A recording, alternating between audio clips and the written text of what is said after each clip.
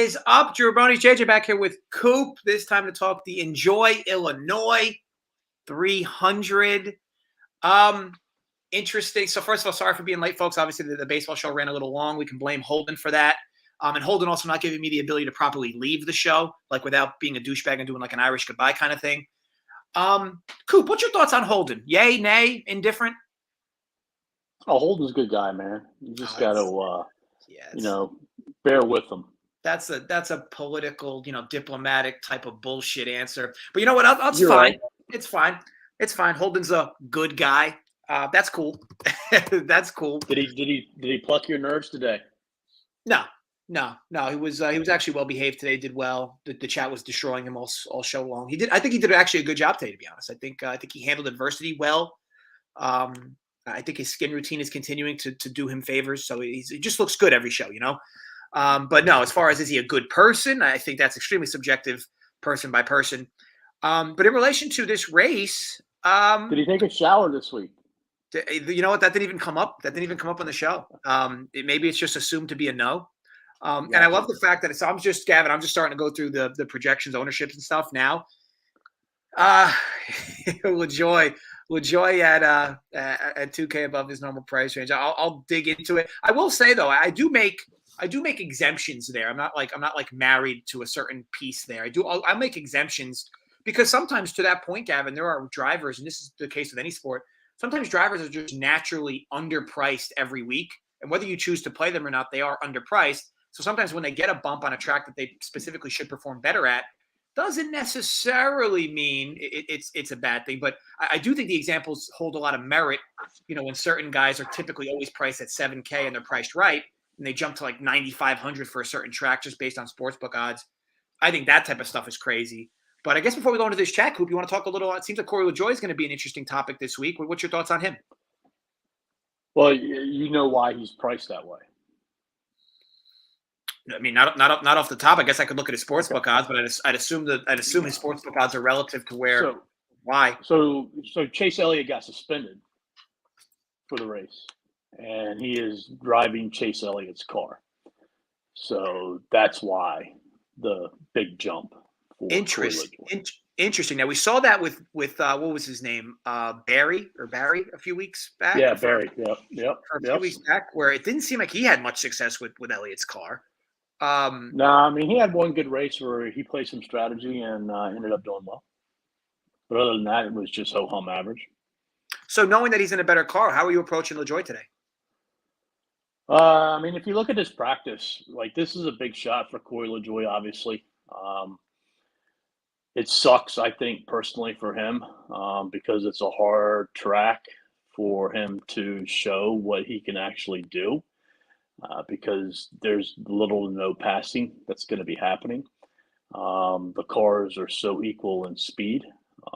But on the other end, if we see some crazy stuff and strategy pops out right, I actually think, him along with probably 20 other drivers have a chance to win this race.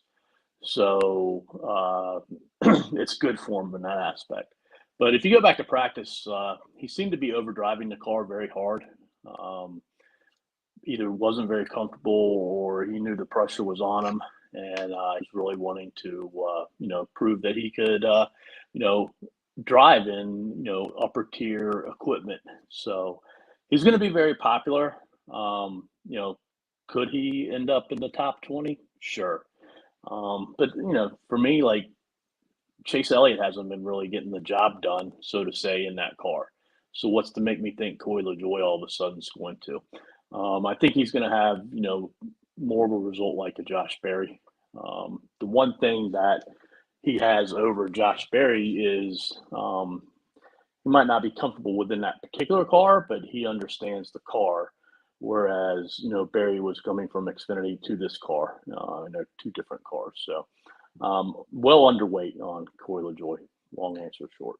Now, as you guys know, we go through Coop's Playbook, does a tremendous job with it. And Jason Hamlet always writes that free article on Run Pure. So definitely check that out. Obviously, if you're not a member, shame. If you are not a member, though, you will get that Jason article for free. But we will be going through Coop's Playbook over this show. And granted, if you are a member already at Run Pure, you not that you don't have to watch the show, but this data is all going to be relevant to you because you already have the content, behind, we'll call it behind the paywall. But for this video, obviously we do this every week. Feel free to like the video. And look, we have stands, we stick by them. And look, I will be completely honest. This NASCAR season has been a money pit for me in its own right. But granted, I'm kind of used to that. Not so much just losing money in this sport, but just taking stands and then being very live for big takedowns when those stands are all good. Now, this year's been really interesting, though, too, Coop, right? Like, I almost feel like most of the races that have been won, it just feels like just randomness that's won it. And granted, you kind of expect it in the sport, but like when I say randomness, like races have been going a certain way all race long, and then like with 50 laps left, it's just like caution after caution after caution, which randomly brings attrition to drivers that were drawing dead. Like you see in the start of the races, there's drivers who are 3 laps back, who at the end of the race are like in 7th place because of just random attrition and constant being able to move forward and move forward and move forward and just dodging accidents. What do you think that's been attributed to this year? Because it feels like this year I've seen it more than I've seen in previous years with the late accidents, less than 50 laps left. Is that just drivers trying to do too much too late? Is that the new cars? What do you think has really been attributing to all these late accidents? I mean, if you listen to a lot of the veteran drivers, they say that the younger drivers have no respect. So that's part of it. But I think in the end, it all boils down to how the playoff system's set up. You win, you get into the playoffs, and everybody wants to win. So, whereas if you don't win, then you got to rely on your points. So that's what it really boils down to. Your chance to win, especially if you have drivers up there that haven't won yet this year. So I think that's the big thing that's really driving it. That's interesting, and we'll talk on. We'll go through the playbook, which for those that don't follow this often, right? The playbook's going to include Coop talking on his dominators, Coop talking on his place differentials, middle tier drivers value, where he's finding it, and then who he's going to fit, and then I'll just kind of, bob and weave through, his segments. The Ryan Blaney aspect today. So I'm kind of mad, Coop. Like, obviously, we were heavy faders. Well, I say we. I mean, we were sort of heavy faders of Fords last week. Which kind of took Blaney out of my player pool. But man, 7% Ryan Blaney. It's like I say, like, actually, he was even less than that. Like, he was actually 6.5%. Like, it's like I say, like, when Ryan Blaney's going to be that under-owned, like, he's just worth playing. Like, it's just, I get it. You're going to lose a lot of money playing him on a weekly basis. But man, if you were overweight on him in any regard, it paid off heavy last week. And boy, did he have a car. His pit crew consistently let him down last week. Or maybe that's not totally fair, right? Because was it Truex that kept getting pushed ahead of him, or Byron that kept getting pushed ahead of him in the pits? So maybe it was just them being exemplary. Like, but either way, Blaney consistently entered the pits in first and consistently exited the pits outside of first. What a car he had last week. Now, granted, you almost feel like the lines this week are like a little bit shaded in the fact of, woof.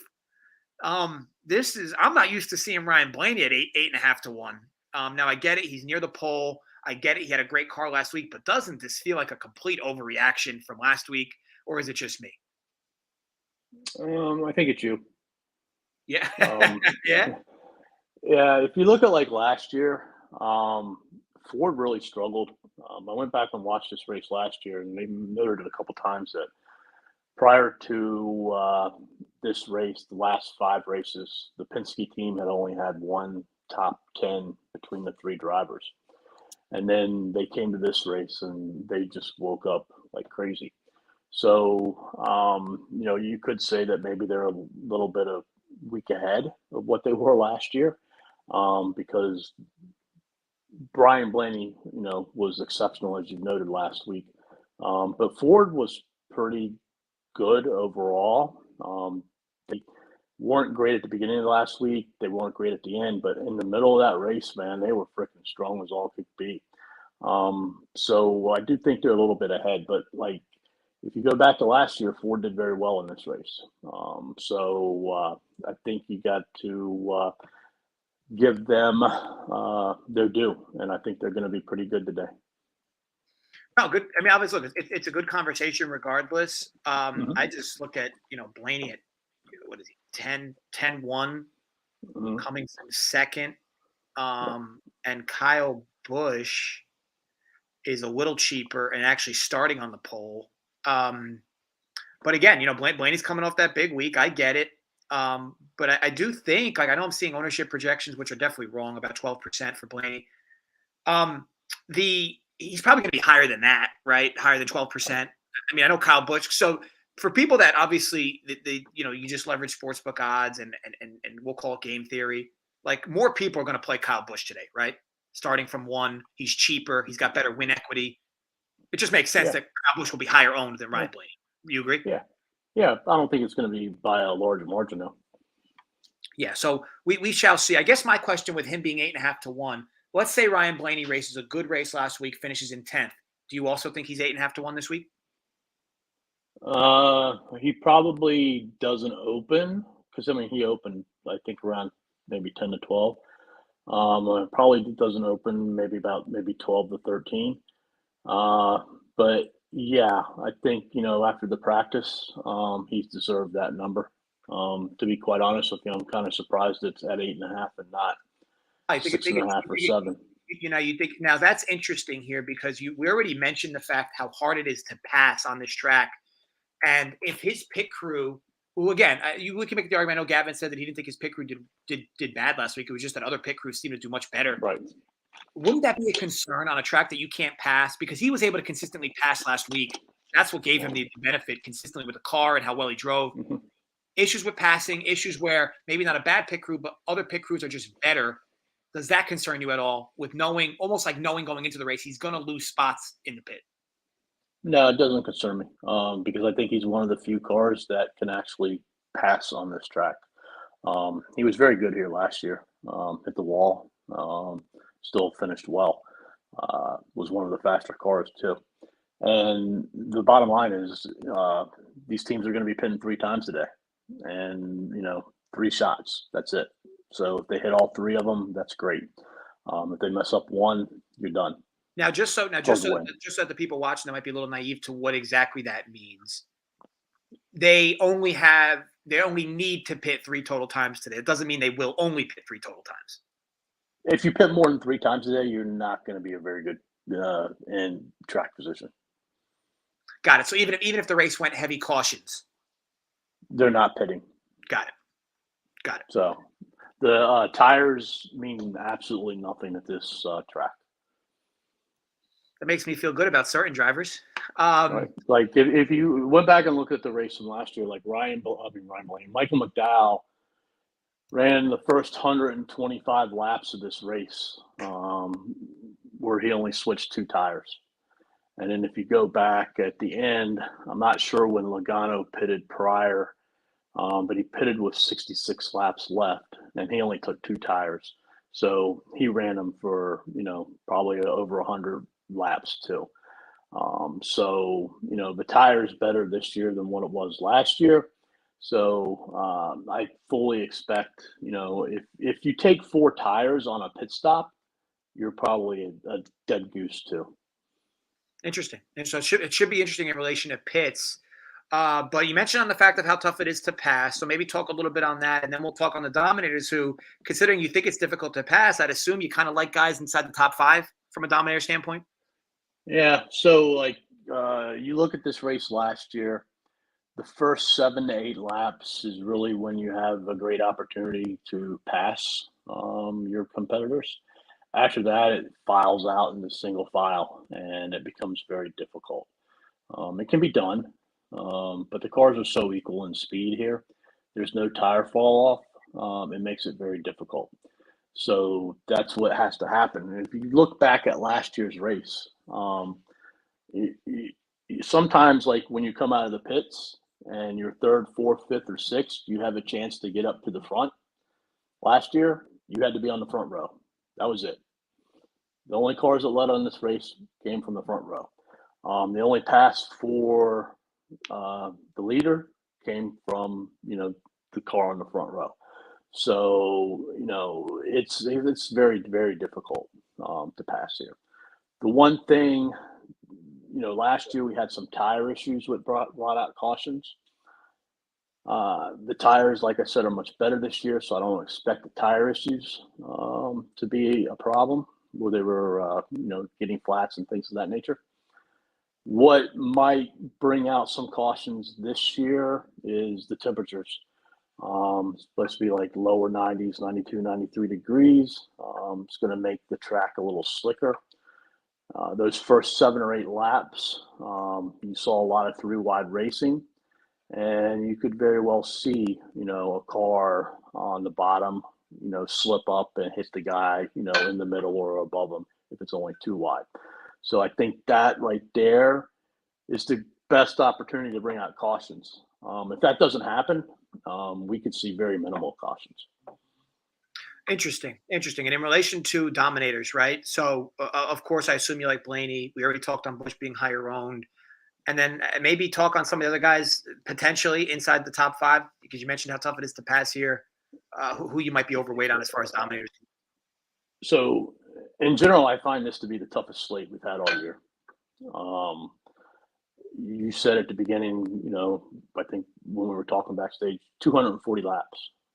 So there's not a lot of Dominator points available. It's a short race. But those Dominator points are going to be huge.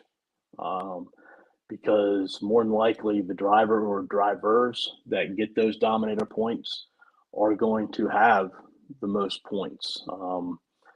This really isn't a differential race, in my opinion. One, we don't have, cars starting back there who could, come from farther back to the top 10. And 2, we've already talked about how hard it is to pass. So I think the whole bottom line of this race happens in the first 45 laps of the race. Because last year we had those cautions. So you were seeing cars pit. Some cars stayed out. Some cars went in and just took gas only. Some cars came in and took 4 tires. But last year, the key to success was taking 2 tires. And, that's no secret this year. They all know that. So if these first 45 laps run green, and you don't have a Blaney, a Hamlin, or Busch, or a combination of that in your lineups, you could be a sitting duck. Because like I said, I don't think there's going to be very many cautions. And, the one big difference from this year to last year too, like I spoke about Ford earlier, like they came out, Joey Logano freaking smoked practice. He had the fastest individual time by far. He had the best 5, 10, and 15 lap average too. And he didn't put down a good qualifying lap and started 7th. So that whole entire race from the beginning until that last pit stop at 66, he just meandered in 7th to 15th place. Ryan Blaney, was the second fastest car last year in practice. And, he started like 4th, 5th, I think, 6th maybe. And, again, he got up there, hit the wall, he held some laps. But I think the biggest difference this year versus last year is Hamlin and Blaney, in my eyes, are the 2 fastest cars. And they're starting up front. Whereas last year, the 2 fastest cars weren't starting up front. So those 2 fastest cars get out front, they're going to be hard to catch. And if we don't see that green, it's basically going to be the 2 of them battling until something happens to where somebody can play some type of strategy. And like I said, the strategy this year is not, like last year. They know what to do this year. So it's going to be very hard to make up positions. So with that in mind, and obviously we'll talk to place differential next. I think that's where we go next, right? Yeah. So yeah, it's an interesting race, right? Because as I'm looking through Hamlet's, or as I look through Hamlet's breakdown, Jason Hamlet's breakdown, like he had mentioned that, I don't know if it was last year. Yeah, I guess it was last year here that only 8 total drivers managed to gain more than 10 place differential spots, and only one of them had more than 40 total fantasy points.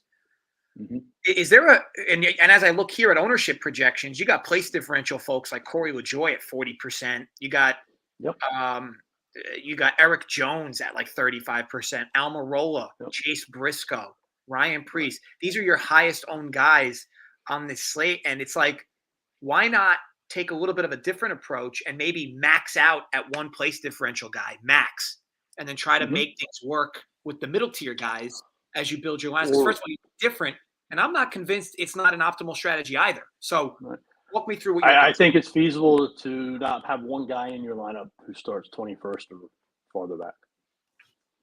Because you'd ultimately need help, right? We've already talked about how tough this track is to pass, how lack of cautions. Well, I say it wholeheartedly because every race seemingly is just a caution nightmare at the end. Right. And then there's the added fact of how short the track is. People are going to be going laps down here. So it just seems like maybe 21st would be an extreme example, right? But even if he did like say 26th or 27th, one max driver from 26th back, 27th back, what's your thoughts there? Yeah, most definitely. And the way the board's set up this week, we have several drivers who are in the mid to low 7Ks who are viable. And you can easily make lineups with nobody under 7K. And you can even easier make lineups with only one driver under 7K. So, you can definitely do that. Yeah, and I think there's a lot of merit there. I think student qualify not 2 years before that. We'll listen to y'all the time your show comes out. Yeah, I mean, no, it's all good, Paul. I understand. I mean, ultimately, we try to do this where we get the most attention from it. And obviously, before the race, everybody's looking to scatter and build lineups. So I get that for sure, Paul. But look, if you're an RPS member, I mean, you could definitely post a NASCAR chat as far as how bets could look or should look throughout the week. In relation to, I guess let's just slide over the next section, right? Coup place differential. There's going to be a lot of drivers that are in play here. You get chalk, Eric Almirola today, and it just feels like every single time he's chalky busts. Every single time. So obviously Almirola is going to be in the mix. We already mentioned LaJoie, possibly Eric Jones. Who else do you like? Because there's a guy that we tend to mention a lot on this show that it looks like you're on that I think as far as passing has been actually really good this year at passing. He's just always had seemingly car troubles. Bubba Wallace, right? So walk me through who you like on a place differential and where your head's at. So Eric Almirola is a driver I'll be underweight on. He's going to be very popular. The reason I'm going to be underweight is, one, he does very good at flat tracks. But this is a different package that we're using in this race than what we typically use on those flat tracks. And, he hasn't been phenomenal, so to say, by any means, in the intermediate package. So I could very well easily see him. I think a lot of people are expecting him to finish around top 10, inside the top 15. I can see him finishing 17th, 18th, 19th, 20th. The fact is, he hasn't been that great in this intermediate package. So he is going to be extremely popular. So, underweight might not, kill you. Corey LaJoie, we spoke about already. Going to be underweight on him. Chris Buescher, I think, could be a driver, that slips by a little bit between those two. He's still going to be popular, but I think a top 20 outside is for him. And then Bubba Wallace, I think he's going to be popular moderately, but he's not going to be like huge chalk or anything. And I think he's a good pivot off a driver we'll talk about later. But, the guy's just been really good. Several top fives in a row. If you count the All-Star races, 4. Didn't have great practice. But again, I don't know how much practice meant, because I already talked to you about Logano and what he did last year in practice and how it ended up being.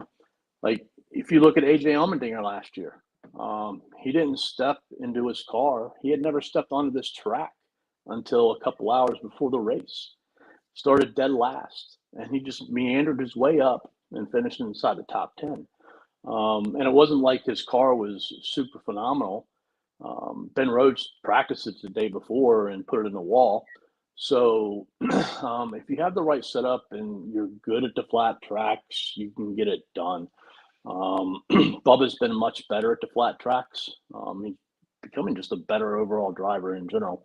But he's had good speed at Loudon, good speed at Martinsville. But I like Bubba as a nice pivot. Yeah, I think Bubba makes a ton of sense this week. And again, I know he becomes a topic. It seems like every week that we talk about him. Corey LaJoie is interesting for sure. I do have my concerns there. I just think what I'm likely going to do is some flavor of keeping these guys in my pool, but creating a rule that says like max one and maximum two guys from 21 back in the same lineup, which will inevitably take my numbers down on their ownership, and I'll be underweight on all of them. But I just the way this race plays out, it's just hard to like think about it. For these guys to get into the optimal, right? Like they more or less are going to have to pass about 10 or 11 drivers, and it's like it can happen. Actually, going to have to pass more than that from where they're standing. Like for Eric Jones, let's use LaJoie from 30th place, right? 7,400. For him to get into the optimal, he's probably got to finish in what, 12th or 13th ish. 14th? I would say at least the top 15. Even though it's hard to pass at this race, one driver is going to be able to do it. Like I said, Allmendinger started dead last and ended up 10th last year, so it's possible. It's just not going to see like a bunch of drivers to be able to achieve that, like maybe you would at a 1.5 mile type track. So yeah, if you hit the right one, you're golden. Yeah, so I think it's just something to realize, right? Like it's obviously I'm all in on Blaney going back, but Blaney can get there, and Stenhouse is a good. I don't want to say good pivot because I think he's going to see some ownership today. But yeah, I think Stenhouse is definitely going to be in my pools. Again, it's going to be these guys that have upside to win the race that are starting inside the top 20. I think that are going to be your guys that make sense. Because again, all you kind of need them to do is kind of hover around there, especially at Stenhouse's price. Like he's cheaper. You just kind of got him to hover around this area, really just not lose positions as far as the race goes. Because if Stenhouse finishes in 12th at that price, good chance he's in the optimal. All right, so let's move on to the next section, middle tier. And I'll be honest, just based on the layout of the race, this middle tier feels like where the race is going to be won today. I feel like sometimes we talk on Dominator, sometimes we talk on place differential. Middle tier is likely where this race is going to be won or lost today. So who do you like in this section, Coop? Because this is going to be the section I'm most loaded up on. So I feel all of these drivers are pivots off of the first four we discussed, except for maybe one. I think the chalk of this group is going to be Alex Bowman. He's receiving a lot of talk. He's fairly priced at 8.6. His results on flat tracks have been up and down. He's had some very good ones, but he's had just as many not so good ones either. My concern with Alex Bowman is just Hendrick Motorsports in general. This is when they start their vacation.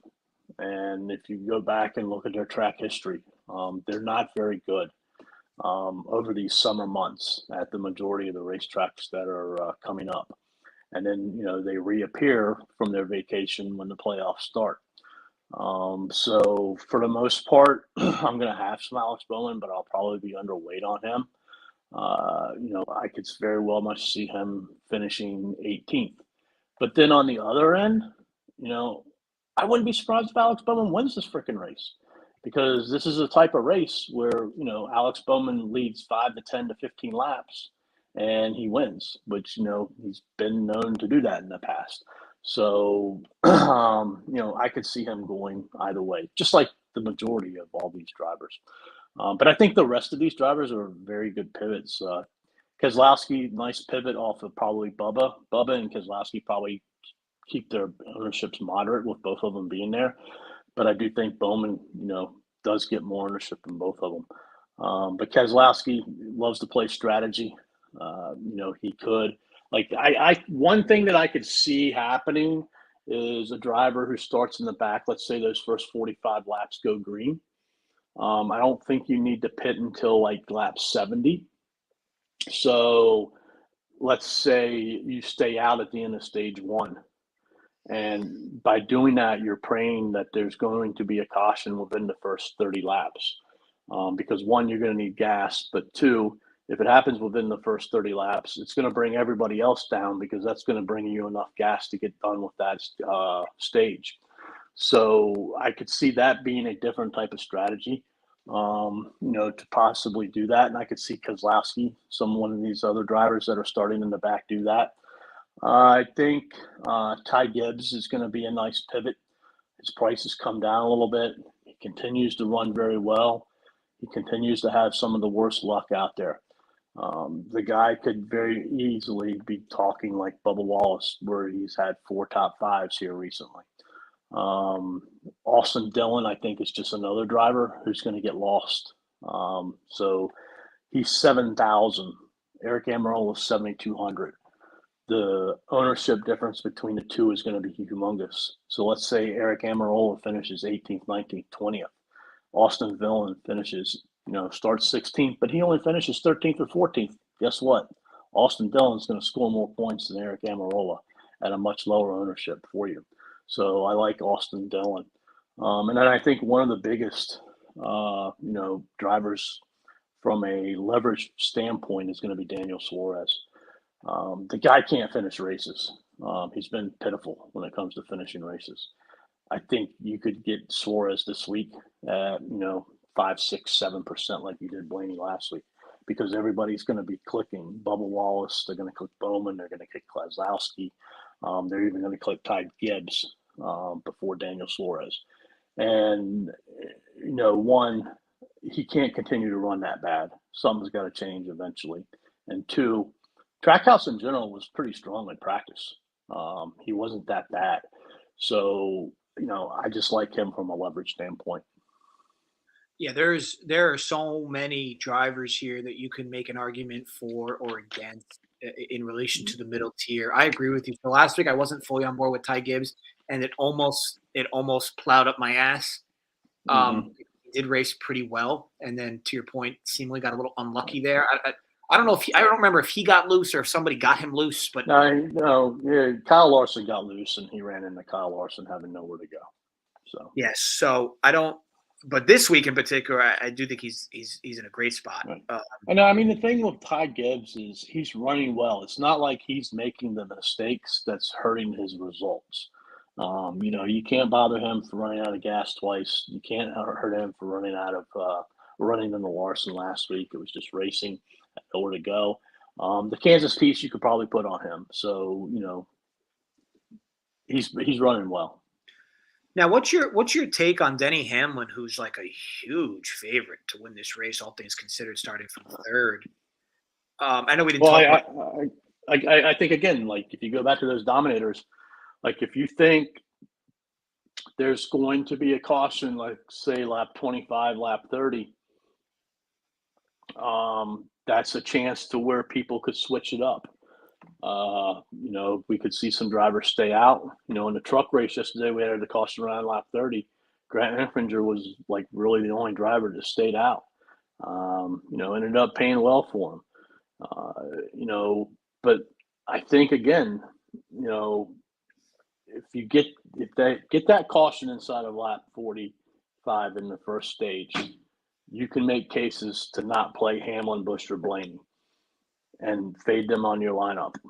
But if it goes green that first 45 laps, you're hoping that they have a pit issue, because I would be surprised if they don't finish 1, 2, 3 in the first 45 laps.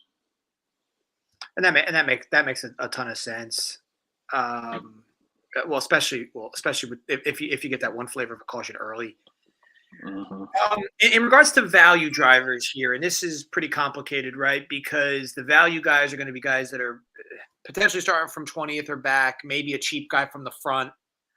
But again, another spot where guys from the back, it's a risk, in my opinion, and especially since you have all these high ownerships. Like, it's one thing if like these guys were all going to be 10 or 15% owned. Like, a lot of these guys from the back, even some quote unquote value guys, are going to be like 25, 30% owned. It's not like you're getting them at a family discount.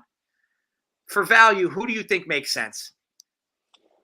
So I think Michael McDowell's going to get a lot of ownership. Chase Briscoe is going to get a lot of ownership. I'm going to have some of both. McDowell's going to get the ownership because, he ran well here last year, leading laps and things of that nature. But it just goes to show you, like, if he would have stayed out, he would have ended up winning stage number 2. He finished 18th in a race. Whereas on the other end, Eric Jones last year, he meandered this whole race in like 15th to 21st place. And then on lap 66, he took 2 tires with Logano. He stayed in the top 5 the rest of the day.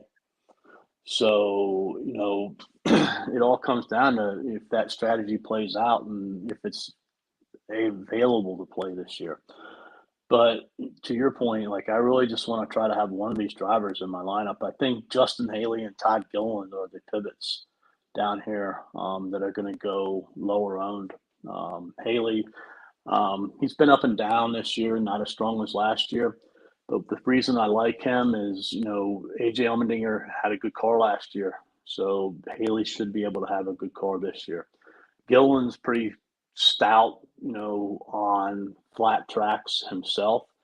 I just think that nobody picks him. The other driver, that I wouldn't mind taking a shot at is Carson Hocevar. He ran here yesterday, which is going to be a big benefit for him.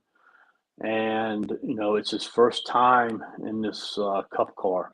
So that's going to be a big, disadvantage to him. But the advantage, is he's very aggressive. And, he's wanting to make a name for himself. So he'll be willing to take those chances. He's a driver who, if the stage stays green, I think he could stay out at the end of the stage and be one of them drivers who hope. So maybe he does, flip it on track position and things of that nature. I'm not going to have a bunch, but I think, a lot of people are just going to ignore him in general. And then you mentioned earlier, Ricky Stenhouse, like, even though he starts 11th or 12th in Allmendinger, I think you got to take a couple shots at them because if they hold their position, they're going to outscore these other guys that are down there. Let me ask you something, and just to pivot away from value for a moment. Tyler Reddick, what are you doing with him today in particular? Priced a little cheaper than I'm used to.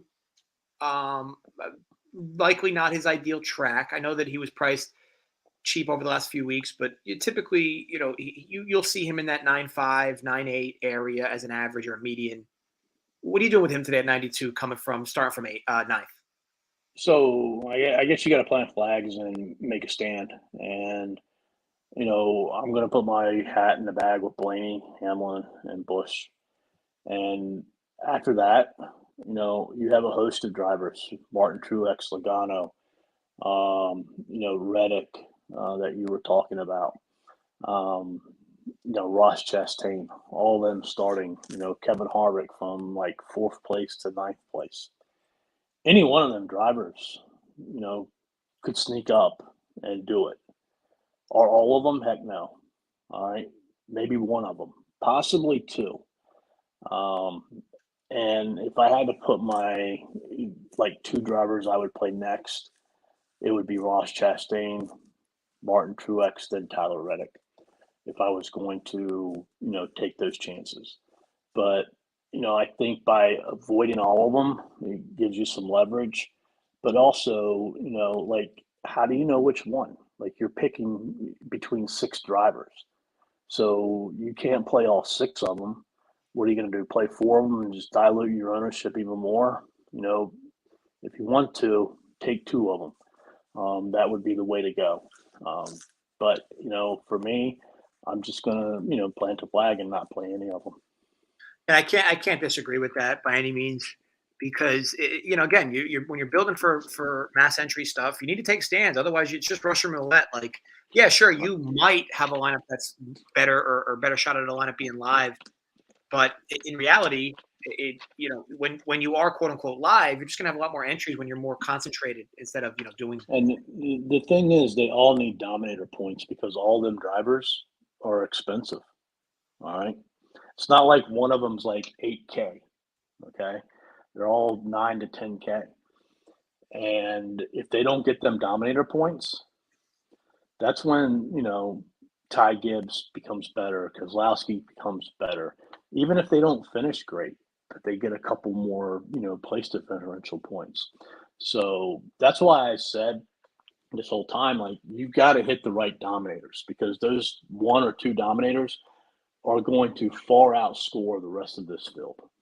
Yeah, especially with how hard it is to pass. I'll answer a few of the questions here. Anthony, pretty amazing. We're 40 minutes in, hasn't single mention of Larson.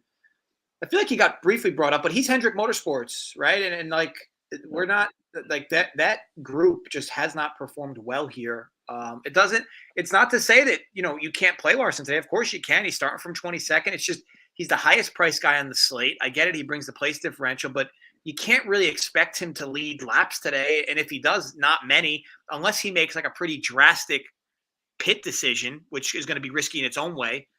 But even still, you got to figure a track like this, it would take Larson probably to the third stage to be inside the top three. No, Coop? Or what are your thoughts on Larson? You're starting from 22nd. So if you go back to practice, he didn't run in more than 5 laps consecutively. They showed him constantly working on his car in the pit road. They showed a shot of the team. They didn't look very happy. He did an interview with Bob Packgrass, here recently in the last several hours, and wasn't very happy. He's not very happy with his car. And, they missed it last week. They missed it last year at this race. And he's missed it in practice. So what makes me think he's going to, hit it all of a sudden? It's not an attrition-filled track race, so he's not going to get a lot of points or positions from that. And I, quite frankly, think people are going to see Kyle Larson starting 22nd and think that he can drive up the third, and they're going to play him strictly for place differential. And he's going to, get moderate ownership at most. So, he's just another stand I'm taking. Same way with Chris Bell. By the way, Larson's going to see ownership today. Like, there's just no doubt. Going to see ownership. Same way with Chris Bell. And then the other piece, by not playing these drivers and like the other drivers that I mentioned, that really helps me keep my lineups with just one driver below 7K. Whereas if you add, you can't consider Larson a dominator, and you either have to have one or two dominators in your lineup. So if you have 3 high-priced drivers, you're going to have 2 drivers below 7K in your lineups. So I think it's going to make you a little bit different there. William Byron's another driver that, was in that group with Truex and all them, that I'm just going to take a stand and fade on him.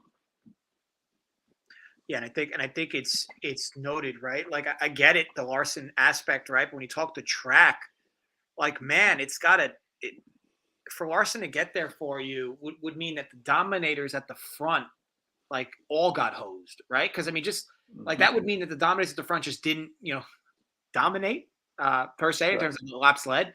So yeah, I think just based on pricing, right? And you have to look at each of these slates individually. Kyle Larson's likely to be 25 or 30% owned today.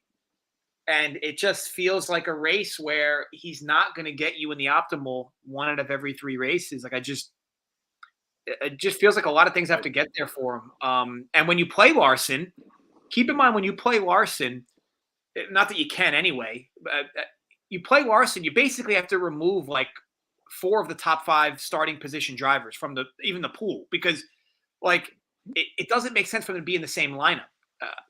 Just because you're going to need weird things to happen at the front for a guy like Larson to make his way into the optimal today. Again, not to say it can't happen. Of course it can. It's just from a lineup construction standpoint, your Kyle Larson lineups today are likely going to be filled with a bunch of middle tier and a value guy. That's how they're going to look. So just keep that in mind, that where you're getting discounts today makes sense to go elsewhere. Just based on ownership. But look, if Kyle Larson was 2K, was 1,500 cheaper, different conversation. If Kyle Larson was 5% owned today, different conversation.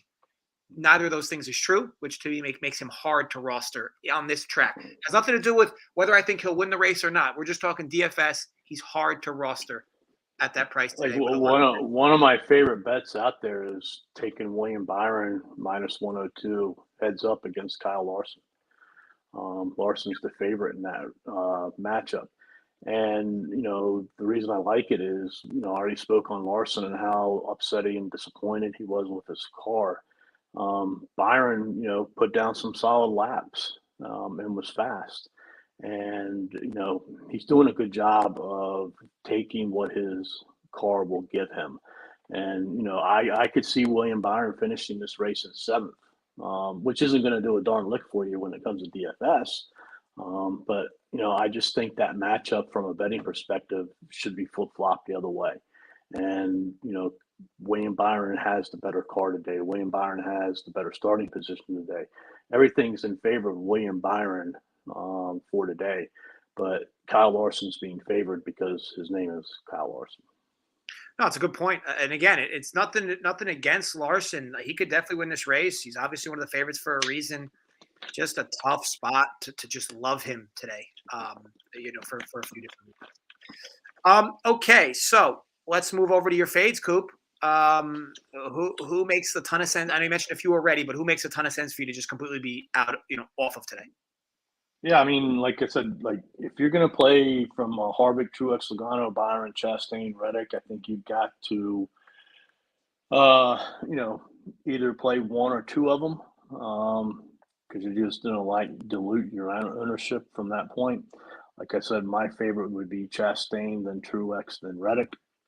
But I'm just taking that stand. I don't have an issue if you do play it. The two that I think are hard to play are Harvick, Logano, and Byron, as I mentioned before. Then I have Austin Cindric as a fade. Again, I just prefer Allmendinger and Stenhouse over him, and same way with Harrison Burton. I have him as a fade. So basically, I'm fading the Penske duo there. Chris Bell already mentioned. Larson we mentioned. Ryan Preece I have his fade. He's just been slow as all get out this year. Eric Jones, Noah Gragson, both fades. Neither one of them had speed, and then obviously the four drivers at the bottom. Yeah, there's a lot of drivers today that to me are easy fades, and then there's some of the ones you mentioned that will be stand type fades. And again, so like Dirk, you mentioned every track comparison has Larson as won and led laps. I'd question how relevant it all is, right? And it's not to discount your point. He's starting from 22nd today. I don't know what position he was starting from in your comparable tracks, but a track that's arguably the hardest track to pass on of the year, one of the hardest tracks to pass on the year, and he's starting from 22nd. I don't know how many exactly correlated comparisons you're going to be able to draw up as a true apples to apples comparison. Thoughts there, Coop? Yeah, if you look at a lot of that, if you look at Phoenix is obviously a comparable track, and you go back and you look at what Larson and Byron did at the beginning of the year at Phoenix, they were very dominant. But again, that was in the short track package. This is the intermediate package, so it's a different package. And then the tires, again, as I said, they don't wear, and it's going to be so hard to pass. Even a driver like Kyle Larson, as good as he is, it's going to be hard for him to make up spots today on the track. We talk about every week. We haven't mentioned his name much today, but Ross Chastain. If there's one thing with Chastain, he will pass. He will give it his all to pass drivers. What are you doing with Chastain today?